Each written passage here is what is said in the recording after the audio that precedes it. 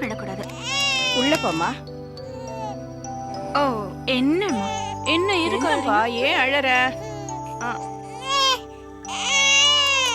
சரி, அழக்கூடாது அழக்கூடாதுமா. என் கண்ணு கொஞ்ச நேரத்துல என்ன பாடா படுத்திட்டா. அப்பா கீதா, இந்த மருந்த முதல்ல நீ கொடுமா. கொஞ்சம் பேசாம இரு. ஏற்கனவே அழுதுகிட்டு இருக்கான். மருந்து கொடுத்து இன்னும் அழுகையை ஜாஸ்தி பண்ணிடாத. என்ன ஆச்சுன்னு தெரியல, ஜுரம் இவ்வளவு ஜாஸ்தியா இருக்கு. ஒரு சமயம் அவன் சாப்பிட்ட ஆகாரத்துல ஏதாவது பிரச்சனை இருந்திருக்குமோ? பிரச்சனை அது இல்லங்க, உங்க மகளுக்கு புருஷன் பிடிக்காம போச்சுல்ல, அதனால வந்த வேணை. அம்மா சும்மா லூசு மாதிரி ஏதாவது பேசாத. இவனுக்கு உடம்பு முடியாம போனதுக்கும் அந்த ஆளுக்கும் என்ன சம்பந்தம்? அவ கடக்கா விடுமா. இப்படித்தான் மொட்டை தலைக்கும் முழங்காலுக்கும் முடிச்சு போடுற மாதிரி ஏதாவது உளருவா. ஆமா, நான் எது சொன்னாலும் அப்பாவுக்கு மகளுக்கும் வளர்ற மாதிரி தான் இருக்கும்.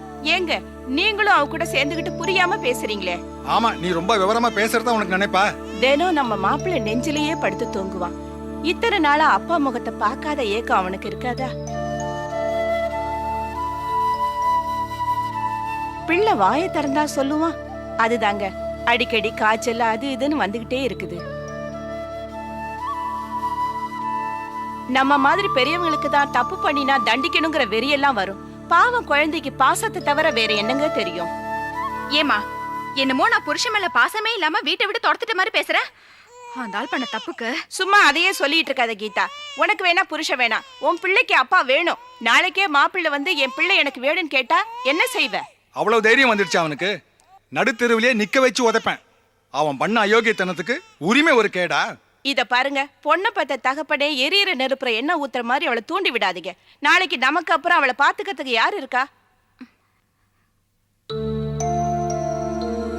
அப்போ அந்த ஆள் பண்ண தப்பெல்லாம் மறந்துட்டு அவனோட என்ன குடும்பம் நடத்த சொல்றீங்களா? அதுதான் பொம்பளைக்கு தலையில எழுதி இருக்குன்னா இருந்துதான் ஆகணும். அதுக்கு வேற ஆளு பாருங்க, என்னால முடியாது. ஆமா, உனக்கு என்ன எடுத்தேன் கவிட்டேன்னு பேசிட்டு போயிடுவேன். பாக்குறவங்க கேக்குற கேள்விக்கெல்லாம் என்னால பதில் சொல்ல முடியாது. மக வாழா வெட்டிய வந்திருந்தா பெத்தவ கஷ்டம் என்னன்னு உனக்கு என்னடி தெரியும்?